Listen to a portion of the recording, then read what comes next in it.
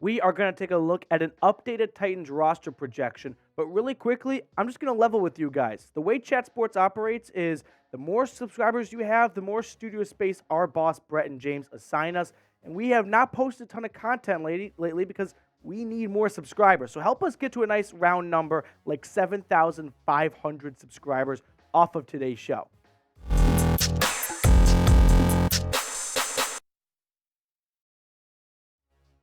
Welcome into Titans Today by Chat Sports. Matthew Peterson. Following two preseason games, I thought it would be appropriate to take a look at an updated 53-man roster projection for Tennessee. Now, I am feeling a bit under the weather today, so I'm sorry if I sound a little bit off. But let's get started with the quarterback position. I've got three quarterbacks making the roster. I've had three quarterbacks since the day of the 2023 NFL Draft. Ryan Tannehill, Malik Willis, and Will Levis. Malik Willis has looked pretty good so far. It wasn't a tremendous performance against the Vikings, but these are going to be your three quarterbacks. I don't think Tennessee has an interest in cutting Malik Willis or putting him on the practice squad. He would likely get signed off or claimed by another team. So for now, these are your three quarterbacks on the roster.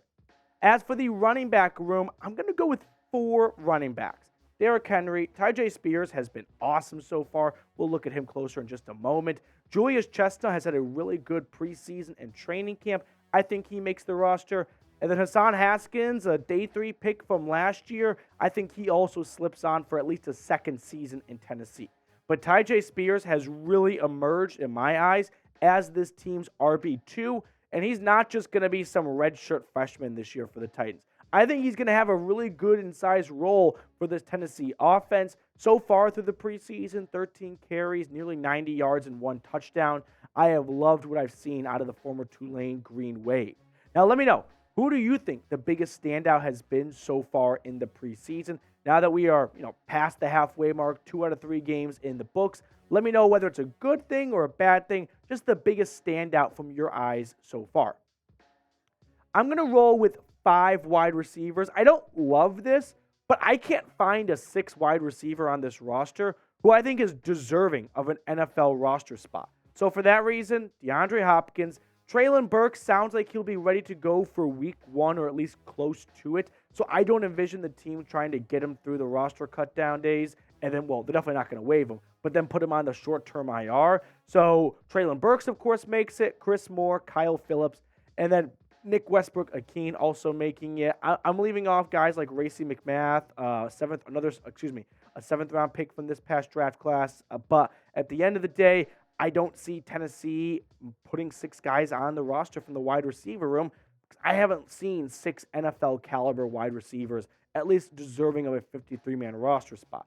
Now, some injury news that could impact this is Kyle Phillips. He was carted off after the Vikings game, or during the Vikings game, rather, with a knee injury. Haven't gotten a for sure or concrete timetable as to how much time he could miss, but I think this could be a candidate or an option to get through the 53-man roster cutdown day and then put him on IR afterwards. If you put him on IR now, his season is over, but if you get him through the cutdown day and then put him on afterwards, that would open up a roster spot and you could sign one of the wide receivers that you just waived.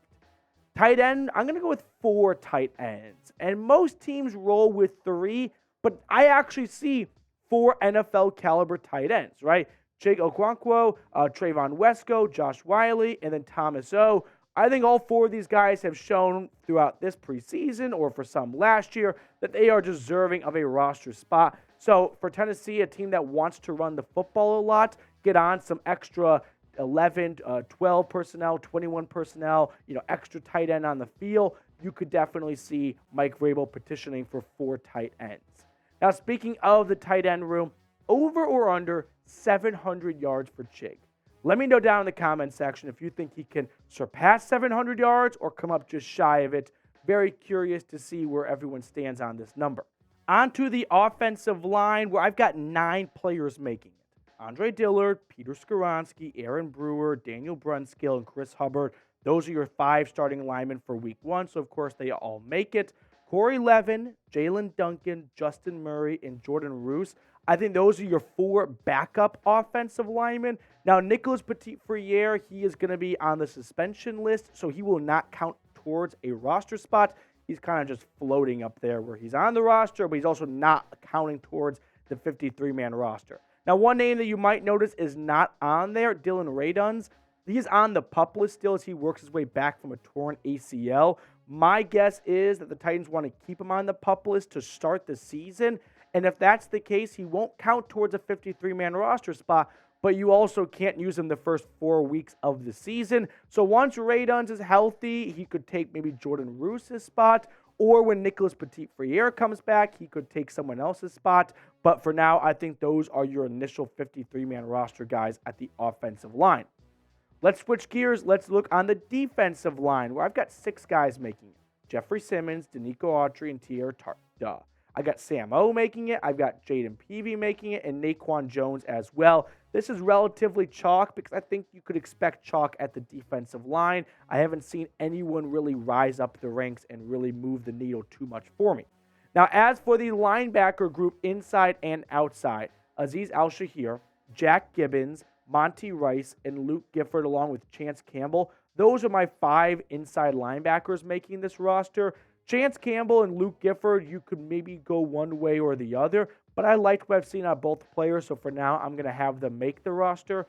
Then on the outside linebacker position, I'm going to roll with these 4. Harold Landry, Arden Key, Rashad Weaver, and Caleb Murphy. That's right, I'm going to have the Ferris State whatever star make the 53-man roster. Caleb Murphy has been tremendous through the preseason thus far. 7 tackles, 3 sacks. He had 2 sacks against the Vikings. The guy set the NCAA single-season sack record with 25.5. I don't care what level you're playing at. Getting to 25.5 sacks in a single season is an incredible accomplishment. So for that reason, I do think he makes the roster. I have been talking about Caleb Murphy on this channel for quite some time. For all of our longer-time subscribers, you guys will be the first ones to remember that we broke down Caleb Murphy back in like May or June as someone to keep an eye on with training camp around the corner. And here we are, and he has delivered so far. But let me know, are you buying in on the Caleb Murphy hype?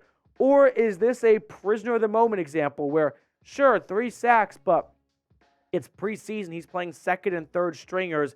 I just don't think the Titans brass is going to weigh that too heavily and make a decision as to whether or not he makes the roster based on 3 sacks in third and fourth quarter of preseason football. So let me know where you stand on Mr. Caleb Murphy down in the comment section.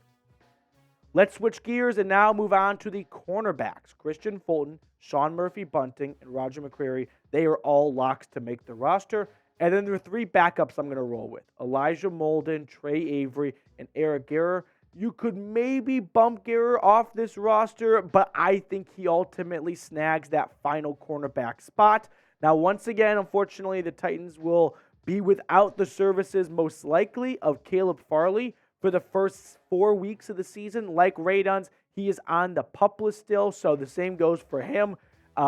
You can keep him on the PUP list to start to get through roster cuts, but if you do, he is out for the first 4 weeks of the season. And I wouldn't be shocked if Tennessee takes it nice and slow with Caleb and goes, we're trying to even figure out if you have a future in this league. We don't want to rush you back too soon.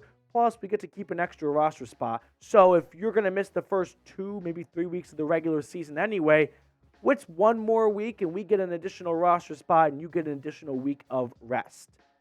In the safety room, I'm going to roll with 4 guys. You could make the argument for 5, but for now, I think it's Kevin Byard, Amani Hooker, Mike Brown, and Mr. Carter as your 4 safeties on this 53-man roster. Again, I could see a push for Thompson, but for now, I'm going to roll with these 4 guys here. And as for the special teams unit, I don't think the kicker's on the roster right now, right? Whether that's Wolf or Shudock. I just heard that the Bucs moved on from Rodrigo Blankenship in their kicking battle. I think ultimately Mike Vrabel and Rand Carthon are going to be Hawks when roster cutdown day arrives.